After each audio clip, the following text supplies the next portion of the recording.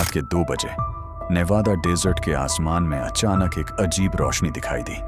वो ना हेलीकॉप्टर थी, ना प्लेन, और ना ही किसी नॉर्मल टेक्नोलॉजी जैसी लग रही थी। चश्मदीद गवाहों के मुताबिक वो चीज हवा में बिल्कुल बिना आवाज के मूव कर रही थी। फिर सिर्फ कुछ सेकंड्स के अंदर वो रोशनी अचानक गायब हो गई। अगर आपको ऐसी मिस्टीरियस और डार्क थियरीज पसंद है तो अभी चैनल को सब्सक्राइब कर लो, क्योंकि आगे जो आप सुनने वाले हो वो आपको हैरान कर देगा। और सबसे हैरान करने वाली बात, जिस एरिया के ऊपर ये चीज देखी गई वहां आम लोगों का जाना सख्त मना है। कैमरे, मोशन सेंसर, आर्म्ड गार्ड्स और वार्निंग साइंस हर जगह लगे हुए हैं। कुछ लोग कहते हैं कि जो ज्यादा करीब जाने की कोशिश करता है उसका पीछा भी किया जाता है। अमेरिका के नेवादा डेजर्ट में मौजूद इस सीक्रेट जगह को दुनिया एरिया 51 के नाम से जानती है। बहुत सालों तक गवर्नमेंट ने इस जगह के वजूद को ऑफिशियली एक्सेप्ट ही नहीं किया था।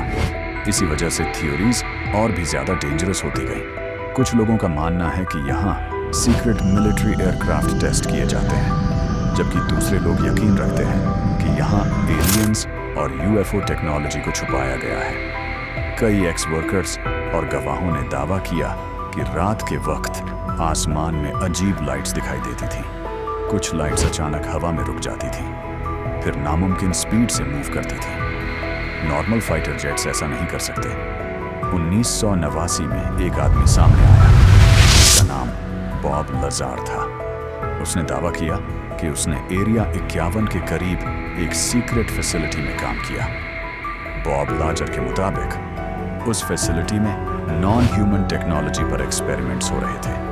उसका कहना था कि उसने ऐसी फ्लाइंग मशीन्स देखी जो ग्रेविटी को कंट्रोल करती थी, और उन मशीन्स के अंदर एक मिस्टीरियस एलिमेंट इस्तेमाल होता था जो उस वक्त ऑफिशियली डिस्कवर भी नहीं हुआ था। जब बॉब लाजर ने यह सब रिवील किया तो कुछ लोगों ने उसे पागल कहा, लेकिन इंटरनेट पर बहुत से लोग उसकी बात पर यकीन करने लगे।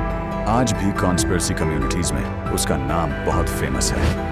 एरिया 51 के आसपास रहने वाले लोग भी अजीब एक्सपीरियंसेस शेयर करते रहे हैं। कुछ लोगों ने कहा कि उन्होंने रात में लाउड वाइब्रेशंस महसूस किए।